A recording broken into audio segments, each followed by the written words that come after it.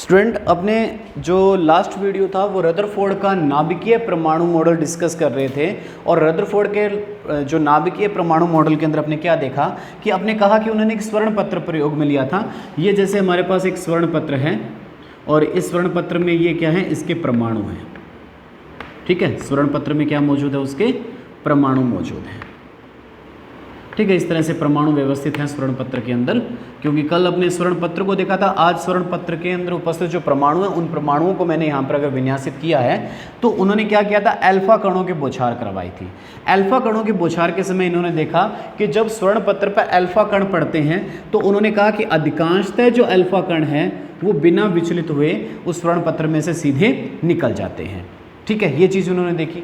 दूसरी चीज़ उन्होंने कहा कि जो कुछ जो अपने पास यहाँ पर है अधिकांशतः तो क्या हुए, बिना विचलित हुए सीधे निकल रहे हैं। और सीधे निकल कर क्या कर रहे हैं कि वो जो पर्दा है इसके पीछे जो अपने पर्दा लगाया था उस पर्दे पर क्या कर रहे हैं, चमक उत्पन्न कर रहे थे।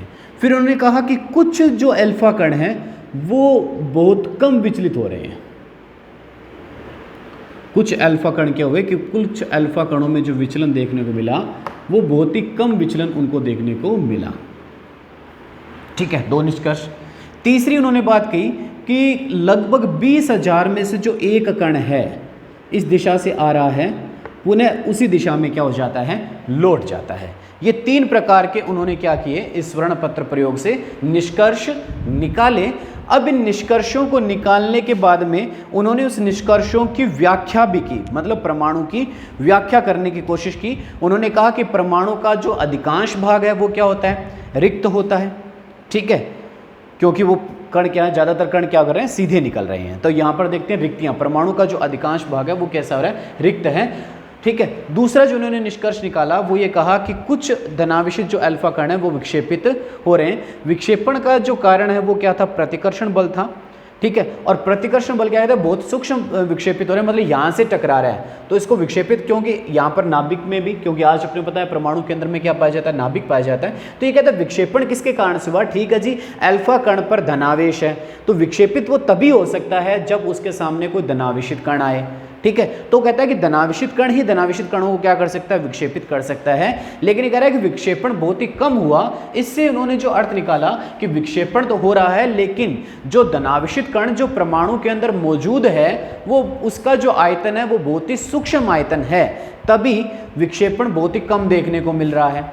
तीसरी बात इन्होंने कहा कि परमाणु का केंद्र भाग से कोई लगभग 20,000 में से जो एक कण टकराकर पुनः उसी दिशा में लौट कर आया।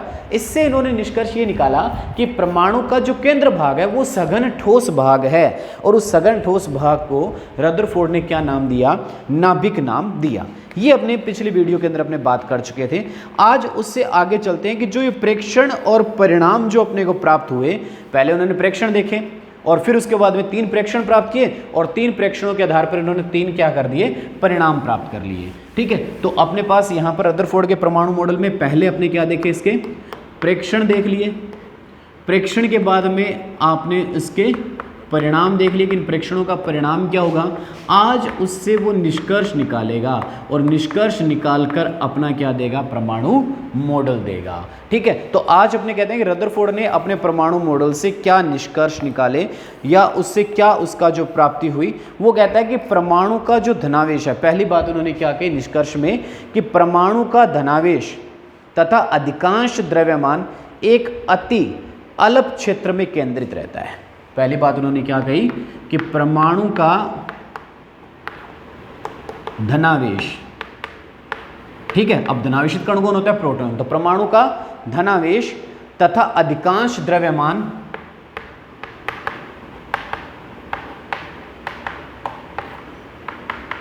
जो परमाणु का अधिकांश द्रव्यमान है, अधिकांश द्रव्यमान एक अति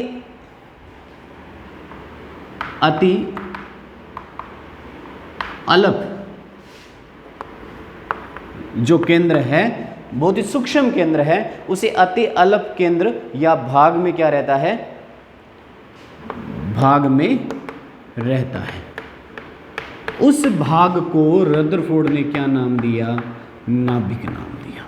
जिसकी त्रिज्या आपने कल बात कर चुके हैं कि रदरफोर्ड ने परमाणु के जो नाभिक है उस नाभिक की अपने को त्रिज्या का जो मान बताया था लगभग 10⁻⁻15 मीटर बताया था। और इन्होंने तुलना की थी कि जो नाभिक है वो क्रिकेट ग्राउंड के मैदान से की जा सकती है। जैसे क्रिकेट ग्राउंड का जो मैदान है वो परमाणु है और उसके अंदर जो नाभिक है वो नाभिक क्या होता है, उस क्रिकेट ग्राउंड के अंदर अगर क्रिकेट की बॉल को अगर छोड़ दिया जाए, ठीक है, उस क्रिकेट ग्राउंड के मध्य में, वो क्या होता है, परमाणु का क्या होता है, नाभिक। तो इतना सूक्ष्म भाग नाभिक होता है, ठीक है। तो इन्होंने क्रिकेट ग्राउंड के साथ इसकी तुलना करके अपने को समझाने की कोशिश की। अब इन्होंने बताया कि इलेक्ट्रॉन की खोज हो चुकी थी, तो इलेक्ट्रॉन कहाँ रहते हैं। इलेक्ट्रॉन के बारे में उन्होंने बताया कि नाभिक के चारों ओर इलेक्ट्रॉन वर्ताकार पथों में घूमते हैं। नाभिक के चारों ओर इलेक्ट्रॉन वर्ताकार पथ में घूमते हैं, ठीक है, कि इलेक्ट्रॉन कहाँ घूमेंगे, नाभिक के चारों ओर इलेक्ट्रॉन वर्ताकार पथ में घूमते हैं। और इस वर्ताकार पथ को इन्होंने क्या नाम दिया, कक्षा कहा। क्या नाम दिया इस वर्ताकार पथ को इन्होंने, कक्षा कहा, ठीक है। तो कक्षा या इसको अपने बोल सकते हैं ऑर्बिट, ठीक है। तो इलेक्ट्रॉन कहाँ घूमते हैं, रदरफोर्ड के अनुसार वर्ताकार पथ में घूमते हैं और इन वर्ताकार पथों को इन्होंने क्या कहा, ऑर्बिट कहा, ठीक है।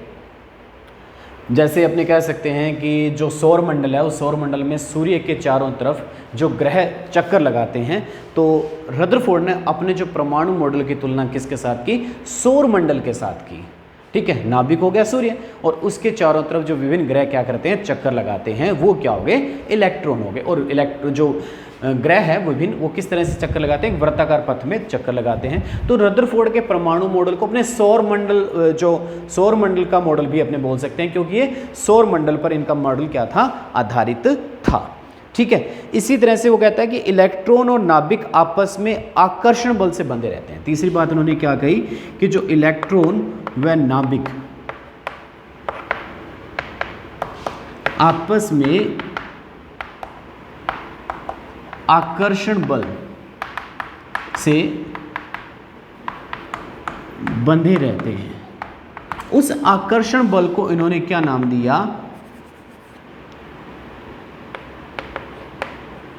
स्थिर वैद्युत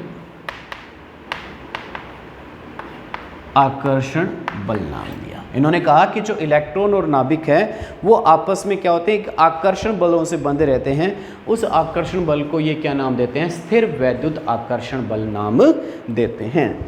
तो इस तरह से हमने रदरफोर्ड के परमाणु मॉडल का परीक्षण, परिणाम और निष्कर्ष को प्राप्त कर लिया कि रदरफोर्ड अपने परमाणु मॉडल में अपने को क्या कहना चाहता है, ठीक है। अब आगे अपने चलते हैं और आगे अपने इसमें करेंगे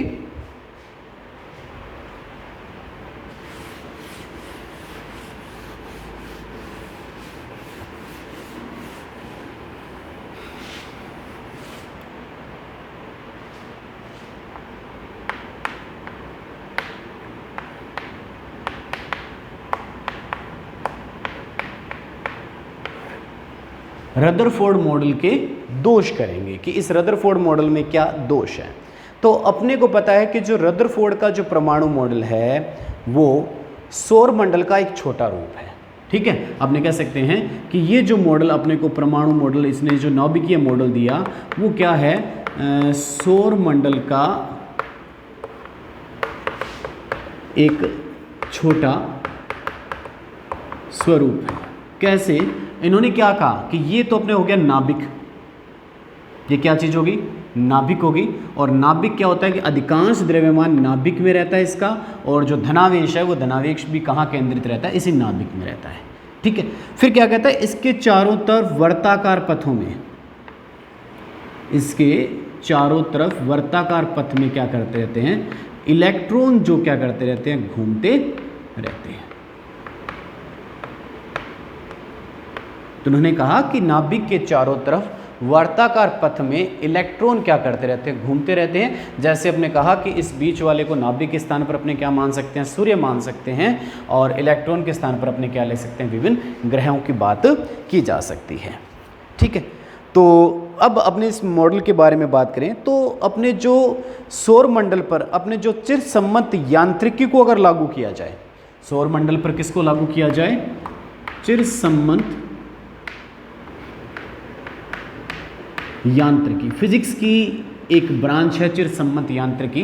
तो इस चिरसम्मत यांत्रिकी को अगर लागू किया जाता है तो अपने बताते हैं कि जो सूर्य के चारों तरफ जो कक्षाएं हैं जिसमें अपने पास क्या करते हैं, जो ग्रह घूमते हैं, तो अपने कहते हैं कि सूर्य के चारों तरफ चिरसम्मत यांत्रिकी के अनुसार क्या कहा जाता है कि सूर्य के चारों तरफ ग्रह एक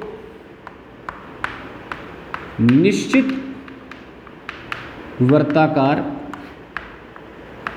पथ में घूमते हैं। ठीक है, उस निश्चित वर्ताकार पथ को अपने इन्होंने भी नाम क्या दिया था? कक्षा, या वो क्या नाम देते हैं? ऑर्बिट नाम देते हैं। ठीक है, ये चिरसम्मत यांत्रिकी के आधार पर कहा जाता है। और आपने कहा था कि उन दोनों के बीच में, नाभिक और इलेक्ट्रॉन के बीच में, रदरफोर्ड ने भी क्या कहा था? एक आकर्षण बल पाया जाता है। तो इसी तरह से सूर्य और ग्रहों के बीच में भी क्या होता है? एक गुरुत्वाकर्षण बल पाया जाता है। वो कितना होता है? G(m1m2)/r²। ठीक है, ये आकर्षण बल ग्रह और सूर्यों के बीच में पाया जाता है। m1 व m2 दो इकाइयों का द्रव्यमान है, r उन दोनों इकाइयों के बीच की दूरी है, और r क्या है? गुरुत्वाकर्षण बल की बात अपने यहाँ पर कर रहे हैं, या गुरुत्वाकर्षण स्थिरांक की बात अपने कर रहे हैं। तो इस सिद्धांत के आधार पर जो चिरसम्मत यांत्रिकी है, इसके आधार पर जो ग्रहों की जो कक्षा है, ठीक है, आपने कहा कि जो ग्रह है, जैसे अपने पृथ्वी ग्रह है या बृहस्पति ग्रह है, वो एक निश्चित वर्ताकार पथ में घूमते हैं। तो इस सूत्र के द्वारा उसकी जो निश्चित वर्ताकार पथ की जो सूर्य से दूरी है, उस दूरी को या उस वर्ताकार पथ को अपने क्या किया जा सकता है? आसानी से प्रयोग के द्वारा अपने ज्ञात कर सकते हैं। ठीक है, तो ये तो बात होगी सौर मंडल के बारे में। अगर यही चीज अपने किस पर लागू करें, कहता है कि नाभिकीय मॉडल पर अगर लागू की जाए, ये चीज किस पर लागू करता हूं मैं? यहाँ पर नाभिकीय मॉडल के ऊपर लागू करता हूं, क्योंकि उन्होंने कहा कि जो नाभिकीय मॉडल है वो सौर मंडल के क्या है? समान है। यही बात इन्होंने कही। तो इस सूत्र को वो थोड़ा सा अपने इस रूप में लिखा जा सकता है। सूत्र क्या बन जाएगा? K Q1 Q2/r²। ठीक है, तो थोड़ा सा इसमें क्या कर दिया, अब Q1 और Q2 यहाँ पर जो लिया गया है वो दो आवेश की बात कर रहा है। Q1 व Q2 यहाँ पर क्या है? आवेश है। ठीक है, इकाइयों पर आवेश है, इलेक्ट्रॉन और अपने कह सकते हैं इलेक्ट्रॉनों पर आवेश हो गया। और r क्या है? उन दो आवेशों के बीच की दूरी है। r क्या है? आवेशों के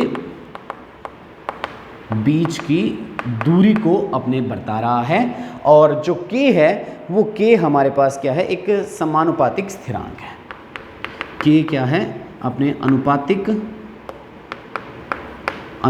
स्थिरांक है, एक कांस्टेंट वैल्यू है। जैसे g एक कांस्टेंट वैल्यू है, इस तरह से k को भी क्या लिया है? कांस्टेंट वैल्यू लिया है। ये अपने नाभिकीय मॉडल में, तो सूत्र के अंदर थोड़ा सा परिवर्तन ले आए, और परिवर्तन लाकर अपने इस प्रकार का एक अपने जो सूत्र बनाया। इसको अपने क्या कह सकते हैं कि जो एक कूलाम्ब बल है, Q जो कूलाम्ब बल है, वो जो है वो गुरुत्वाकर्षण बल के समान है। ये जो K है वो K क्या कह रहा है? इस गुरुत्वाकर्षण बल के क्या बता रहा है? वो समान बता रहा है। जो K का मान है वो गुरुत्वाकर्षण बल के क्या है? समान है। यहां तक अपने को समझ में आ गया। ठीक है, तो ये दोनों की अपने तुलना कर लें। अब आगे चलें।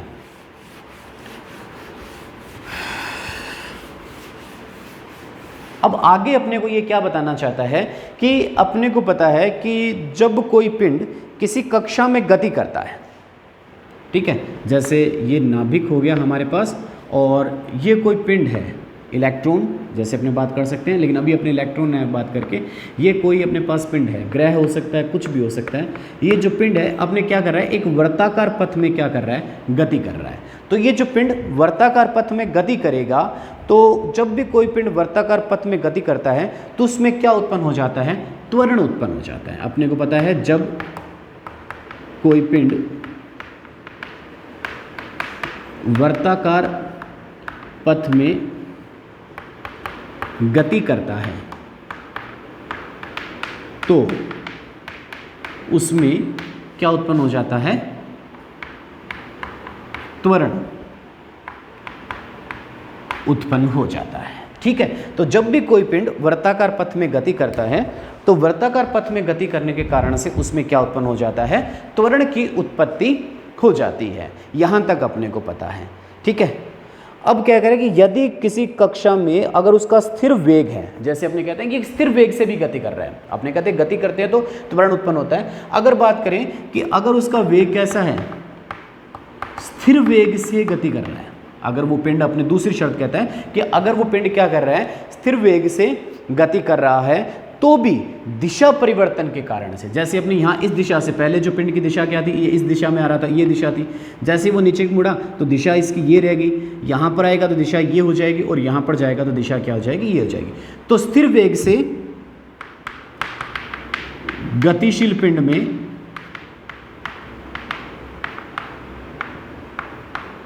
दिशा परिवर्तन से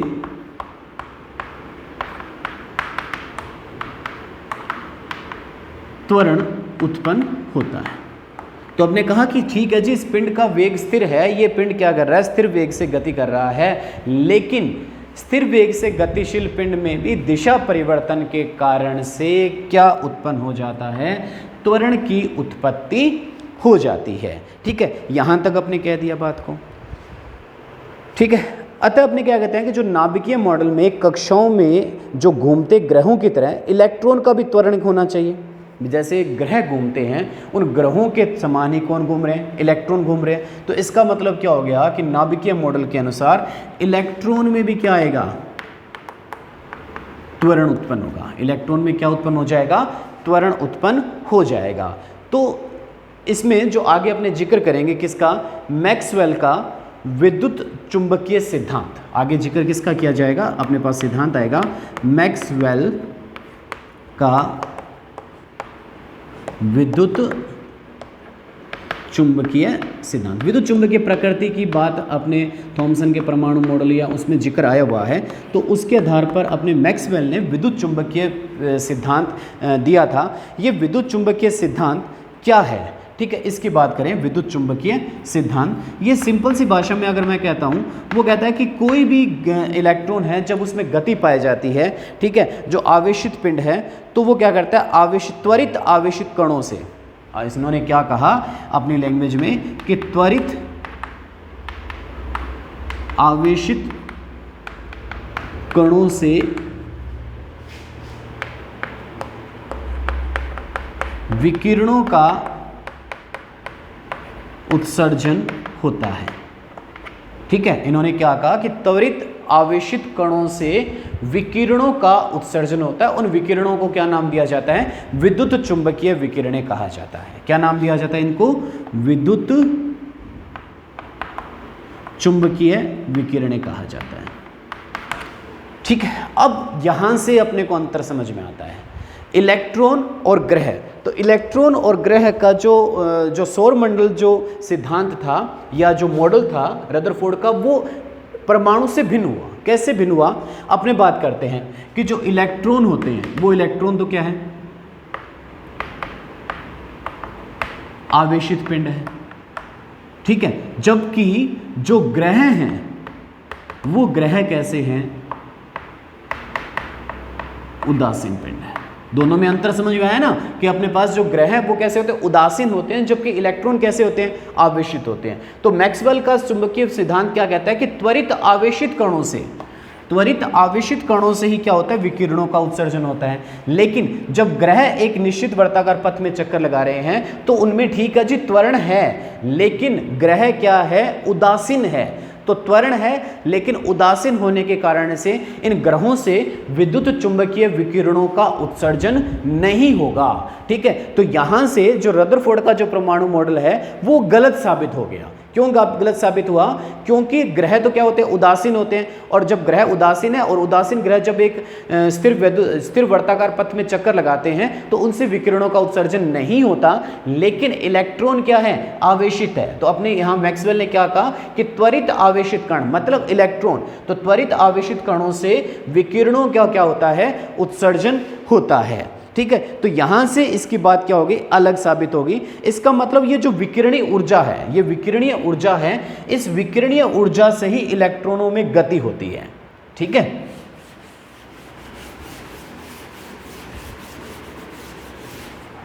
इलेक्ट्रॉन को जो ये वर्ताकार पथ अपने लिया गया है, इस वर्ताकार पथ में गति के लिए जो ऊर्जा मिलती है वो ऊर्जा कहाँ से मिलती है? विद्युत चुंबकीय विकिरणों के उत्सर्जन से मिलती है। ठीक है, समझ में आई ना भाई? इलेक्ट्रॉन गति करता ही रहता है, गति करता ही रहता है, तो उसके अंदर अपने पेट्रोल तो भरा नहीं है, तो गति करने के लिए क्या चाहिए अपने को? ऊर्जा चाहिए। तो ऊर्जा वो कहता है, मैक्सवेल कहता है कि इसको ऊर्जा कहाँ से मिलेगी? वो विद्युत चुंबकीय विकिरणें हैं। जब ये विद्युत चुंबकीय विकिरणों का उत्सर्जन होगा तो इन उत्सर्जन से जो ऊर्जा निकलेगी उस ऊर्जा से ही इनको क्या करते हैं? इलेक्ट्रॉनों को गति के लिए क्या मिलती है? ऊर्जा मिलती है। तो इलेक्ट्रॉन के लिए गति कहाँ से आती है? ये अपने को समझ में आ गया कि विद्युत चुंबकीय विकिरणों के उत्सर्जन से जो ऊर्जा का निष्कासन होता है उसी ऊर्जा से इनको क्या मिलती है? गति के लिए ऊर्जा प्राप्त होती है। अब बात आती है कि जैसे ही अपने को ऊर्जा प्राप्त हुई, इसका मतलब इलेक्ट्रॉन के पास ऊर्जा कम होगी, और ऊर्जा कम होते ही इस इलेक्ट्रॉन का पथ, पहले पथ कैसा था इसका? वर्ताकार पथ था। लेकिन जैसे जैसे विकिरणों का उत्सर्जन होता जाएगा तो विकिरणों के उत्सर्जन के साथ साथ इसका पथ वर्ताकार न होकर कैसा हो जाएगा? सर्पिलाकार हो जाएगा। ठीक है, तो ऊर्जा के उत्सर्जन से ये पथ कैसा बन गया हमारे पास? सर्पिलाकार पथ। किससे बना? ऊर्जा के उत्सर्जन से, क्योंकि इलेक्ट्रॉन क्या करते रहते हैं? लगातार विद्युत चुंबकीय विकिरणों का उत्सर्जन करते रहते हैं, और लगातार विद्युत चुंबकीय विकिरणों के उत्सर्जन करने से इनका पथ क्या होता रहता है? सर्पिलाकार होता रहता है, अर्थात इनका पथ क्या होता जाएगा? छोटा होता जाएगा, और अंततः ये जो इलेक्ट्रॉन है वो किस में गिर जाएगा? नाभिक में गिर जाएगा। और इलेक्ट्रॉन को नाभिक में गिरने में जो समय लगेगा वो समय कितना लगेगा? 10⁻⁸ सेकंड समय लगेगा। तो मतलब इतने कम समय में जो इलेक्ट्रॉन है वो कहाँ पर जाकर गिर जाएगा? नाभिक में जाकर गिर जाएगा। लेकिन वास्तव में अपने पता ऐसा नहीं होता है कि इलेक्ट्रॉन कभी भी नाभिक में जाकर नहीं गिरता है। ठीक है, तो इसका मतलब क्या हो गया कि जो रदरफोर्ड का जो परमाणु मॉडल है, वो रदरफोर्ड का परमाणु मॉडल जो परमाणु है उसके स्थायित्व की व्याख्या नहीं करता। तो रदरफोर्ड के परमाणु मॉडल का दोष क्या हुआ? परमाणु के स्थायित्व की जो व्याख्या है वो व्याख्या यह नहीं करता है। ये परमाणु, रदरफोर्ड के परमाणु मॉडल का हमारे सामने क्या उत्पन्न हुआ? दोष उत्पन्न हुआ। ठीक है, तो इसे अपने रदरफोर्ड का परमाणु मॉडल का क्या कहा जा सकता है? दोष कहा जा सकता है। और इसका मतलब रदरफोर्ड के अनुसार जो परमाणु का जो मॉडल है वो कैसा हो जाएगा? अस्थायी हो सकता है। ठीक है, दूसरी बात, इस मॉडल में ये कहा जाए अगर कि इलेक्ट्रॉन गति नहीं कर रहे। दूसरी बात मैं कहता हूं कि अगर अपने क्या मान लिया जाए? इलेक्ट्रॉन को क्या मान लिया जाए? स्थिर मान लिया जाए। ये भी तो माना जा सकता है ना। किसने कहा भी इलेक्ट्रॉन गतिशील है? इन्होंने ही तो कहा था। तो अगर अपने आज माने कि इलेक्ट्रॉन अगर गतिशील नहीं है, इलेक्ट्रॉन कैसे है? स्थिर है, तो अत्यधिक घनत्व वाले जो नाभिक है और इलेक्ट्रॉन के बीच में क्या पाया जाता है? आकर्षण बल पाया जाता है। तो भी अपने को पता है कि नाभिक का जो घनत्व है, नाभिक का घनत्व अत्यधिक होता है। तो मतलब नाभिक में क्या पाया जाता है? अत्यधिक क्या पाया जाता है? धनावेश पाया जाता है। तो अत्यधिक धनावेशित नाभिक क्या करेगा?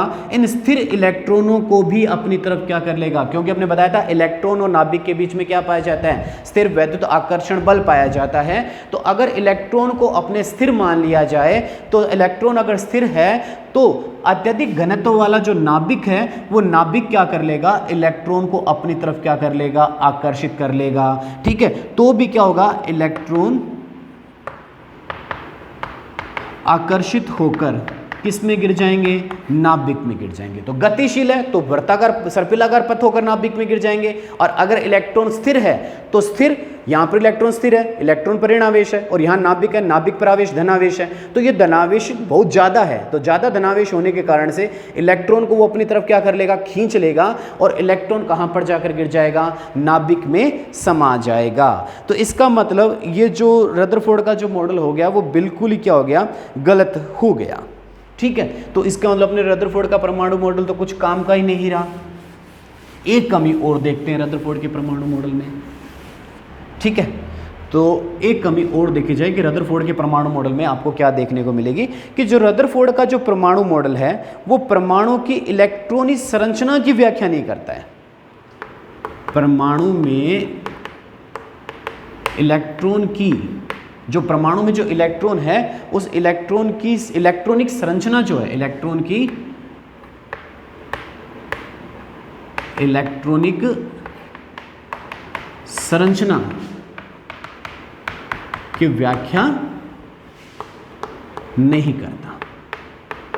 इलेक्ट्रॉनिक संरचना मतलब क्या है कि जैसे आज अपने पता है नाभिक, पहले कक्ष में कितने इलेक्ट्रॉन होते हैं 2, दूसरे में कितने होते हैं 8, तीसरे में 8। तो कहता है कि ये जो इलेक्ट्रॉन है वो इलेक्ट्रॉन किस तरह से व्यवस्थित होंगे।